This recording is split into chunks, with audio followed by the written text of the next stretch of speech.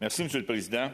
Chers collègues, il nous fait plaisir d'intervenir dans ce débat soulevé par notre collègue, la sénatrice Simon, visant à attirer l'attention du Sénat et des Canadiennes et Canadiens sur les défis et possibilités auxquels font face les municipalités canadiennes et sur l'importance de comprendre et de redéfinir les relations entre les municipalités du Canada et le gouvernement fédéral.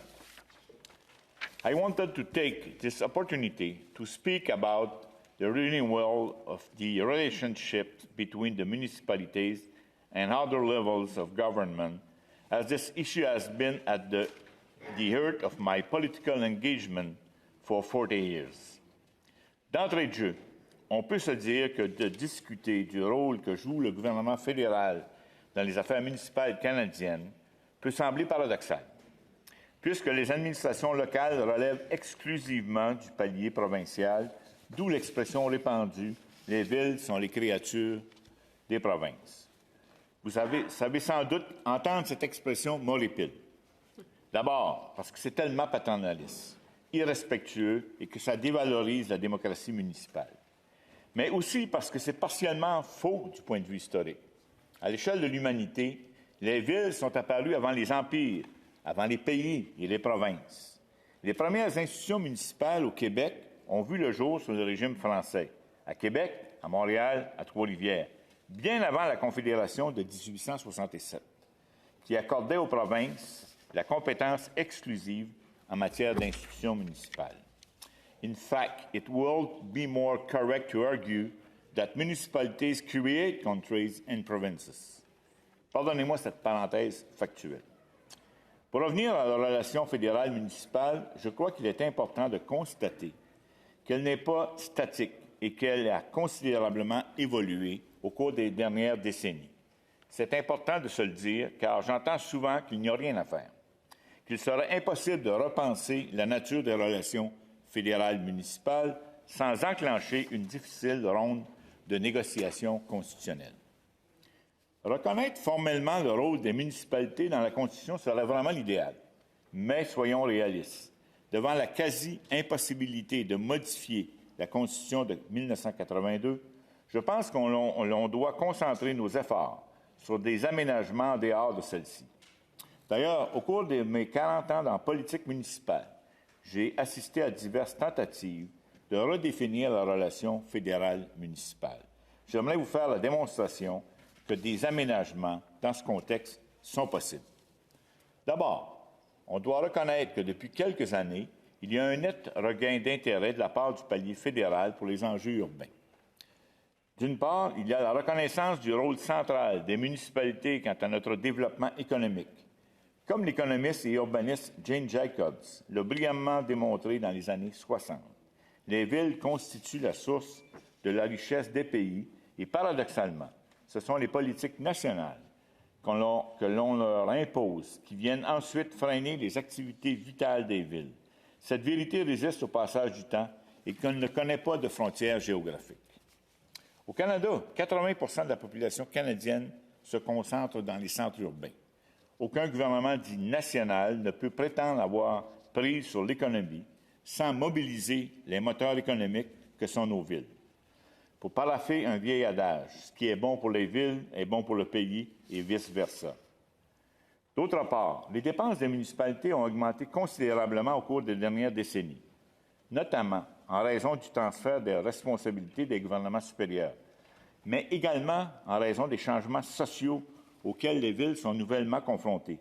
D'ailleurs, ce qu'a très bien démontré notre collègue, la sénatrice Boniface, concernant les problématiques liées aux opioïdes et les responsabilités des municipalités dans ce contexte. La pandémie que l'on vit illustre parfaitement la place centrale que prennent les municipalités dans toutes les sphères de l'activité humaine. Les villes ont notamment mis la main à la pâte afin de faciliter les efforts de vaccination. Elles ont dû réinventer leur façon de gérer l'itinérance. Elles ont contribué aux efforts de la santé publique au début de la crise. Montréal s'est même substitué au gouvernement fédéral afin de mieux encadrer les voyageurs internationaux.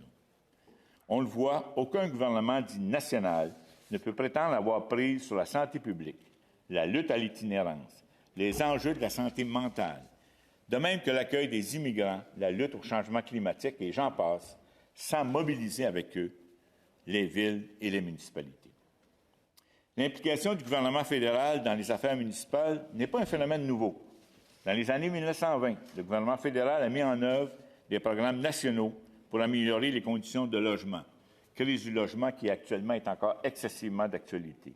Par des prêts et des subventions pour faire face à des vagues d'immigration massive. Rappelons-nous aussi que pendant la Grande Dépression, le gouvernement a mis sur pied un programme de prêts pour permettre aux municipalités d'améliorer leurs infrastructures et stimuler la création d'emplois. Dans les années 50, alors que les banlieues se développaient, le fédéral a appuyé les municipalités avec des programmes pour améliorer les infrastructures pour l'eau potable et les égouts. Dans les années 70, le gouvernement fédéral a mis sur pied un ministère d'État aux affaires urbaines pour favoriser la coopération entre les trois paliers de gouvernement. Le ministère a eu une courte vie, moins de 9 ans. L'économie faible, la crise des finances publiques, le recentrage du gouvernement fédéral sur ses propres responsabilités et la dynamique particulière de relations fédérales-provinciales à la veille du référendum au Québec auront refroidi l'intérêt du gouvernement fédéral pour les enjeux municipaux. Dommage. Il faudra attendre le livre rouge des libéraux en 93-94 pour voir réapparaître un programme d'infrastructure digne de ce nom. Le programme qui devait d'abord être temporaire pour 2 ans s'est largement développé alors que la situation financière du gouvernement fédéral s'améliorait. Puis, sous Paul Martin, de 2004 à 2006, on a vu une tentative intéressante visant à établir une collaboration plus étroite entre le fédéral et les municipalités alors qu'était lancé le nouveau pacte pour les collectivités canadiennes. Une véritable tentative d'établir une politique nationale urbaine explicite afin de transformer les relations entre le fédéral et les municipalités en impliquant ces dernières dans l'élaboration de politiques publiques. Cette politique reposait sur 3 paliers. 1. Offrir aux municipalités des sources de revenus prévisibles à long terme. 2. Établir des mécanismes de collaboration multiniveaux pour l'élaboration de politiques adaptées aux milieux dans les grands centres urbains. Et enfin, 3. Introduire une perspective urbaine pour évaluer et améliorer les activités fédérales au sein des villes. Malheureusement, cette expérience prometteuse a pris abruptement fin en raison d'un changement de gouvernement, mais plusieurs initiatives intéressantes ont survécu au passage du temps. Pensons simplement au partage des revenus de la taxe sur l'essence, une excellente initiative, au remboursement intégral de la TPS et au projet des villes inclusives. On ne se cachera pas, la nécessité de revoir la relation fédérale-municipale vient d'abord d'une pression budgétaire. La situation financière actuelle des municipalités est intenable. En 1955, les municipalités étaient propriétaires de 22 % des infrastructures publiques au Canada. Aujourd'hui, c'est près de 60 % de l'ensemble des infrastructures publiques au Canada sont sous la responsabilité des municipalités. Or, les revenus n'ont pas suivi, à tout le moins, du point de vue de la contribution fédérale au budget des municipalités, qui est passée de 23 % dans les années 90 à 17 % en 2005. Malheureusement, je n'ai pas réussi à obtenir la mise à jour de ces chiffres, mais on n'a pas de difficulté à imaginer que la tendance s'est poursuivie depuis, si elle ne s'est pas accélérée. Le régime fiscal actuel des municipalités repose sur la taxe foncière, qui représente plus de 70 % de leurs revenus. Cette adéquation était motivée dans les années 70 par les rôles des municipalités qui offraient presque exclusivement des services aux immeubles. Pensons aux incendies, égouts, voiries municipales, vidanges et autres. Ce postulat ne correspond plus à la réalité d'aujourd'hui, alors que les municipalités interviennent dans toutes les sphères de l'organisation de nos sociétés. Excusez-moi. Lorsque j'étais à la présidence de l'Union des municipalités du Québec, nous avions publié un livre blanc municipal qui s'intitulait « L'avenir a un lieu », demandant que l'on adapte la fiscalité municipale à leurs responsabilités actuelles et que l'on reconnaisse enfin les municipalités comme un gouvernement de proximité. On avait écarté l'idée de demander un changement constitutionnel. Il aurait été trop facile pour les paliers supérieurs de s'accrocher à ce prétexte pour ne pas avancer. Je crois que la stratégie que nous proposions dans le livre blanc est toujours valide et que, pour revoir la relation fédérale-municipale, il suffit de 2 choses. D'abord, il est primordial que tous les paliers de gouvernement reconnaissent que les municipalités sont des gouvernements de proximité, c'est-à-dire que l'on admette que c'est au niveau local qu'on est le mieux placé pour faire face à divers enjeux. Par suite, lorsque ce constat aura été fait par tous et que l'on aura établi un nouveau partage de responsabilités, on pourra revoir l'assiette fiscale de chaque palier de gouvernement, n'en déplaise à certains. Je crois qu'un nouveau partage de responsabilités peut se faire sur la base d'ententes administratives. Si Québec et Ottawa étaient capables de s'entendre sur les transferts de responsabilités concernant l'immigration, la formation de la main-d'œuvre, par exemple, je ne vois pas pourquoi on ne pourrait pas s'entendre pour confier aux municipalités un certain nombre de responsabilités qui, en passant, certaines assument déjà, permettant une croissance des revenus correspondants. Aux responsabilités de chacun, à la contribution des divers paliers de gouvernement, à la création de richesses, tout en favorisant les choix écologiques et la cohésion sociale. Je ne me berce pas d'illusions. Je sais que ça présuppose des discussions difficiles. On a trop souvent balayé sous le tapis des problèmes que l'on refuse de voir. Il faut reconnaître que, malheureusement, les provinces et Ottawa se satisfont assez bien du statu quo qui les avantage fiscalement. Cependant, pour l'avenir du pays, nous devons avoir la maturité de faire cette réflexion en nous basant sur le principe de la subsidiarité. Ce principe nous amène à déterminer quel est le niveau de gouvernement le mieux placé et le plus efficient pour offrir un service public concerné à un meilleur coût. Personnellement, je choisis d'être positif malgré les défis. Je propose que l'on construise sur les avancées des dernières années. Je constate, par exemple, que le fonds sur la taxe de l'essence, renommé Fonds pour le développement des collectivités du Canada, fonctionne assez bien. Véritable pilier des programmes d'infrastructure fédéraux, il est encadré par des ententes fédérales, provinciales, territoriales et municipalités, offrant beaucoup de souplesse et de prévisibilité aux municipalités. Un autre bel exemple, tripartite, Toronto, principale ville d'accueil des immigrants au Canada, est signataire du protocole d'entente Canada-Ontario-Toronto sur l'intégration et l'établissement des immigrants. On pourrait aussi mettre dans la catégorie des belles expériences divers projets de revitalisation urbaine qui sont pilotés par des organismes tripartis.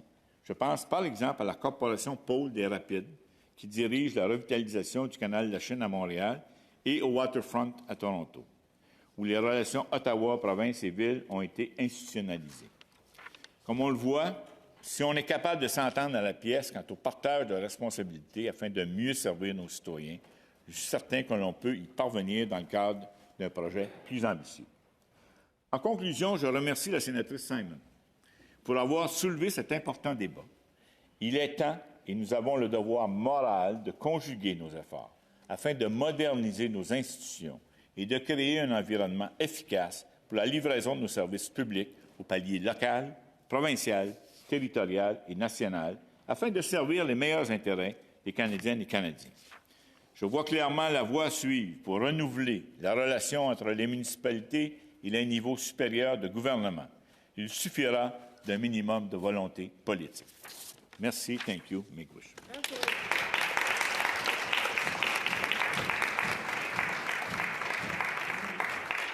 Senator Simons. You have about a minute and a half, Senator Forêt. Voulez-vous accepter en question? Certainement, Monsieur le Président. Senator Simons. Merci, Senator Forêt. In my home province of Alberta, there's been a dispute in recent days where the province wished to make it impossible for cities to maintain mask mandates. One of the members of Jason Kenney's government said of municipalities, municipalities are children of the province. If the children are not aligned, maybe it's time for someone to get spanked.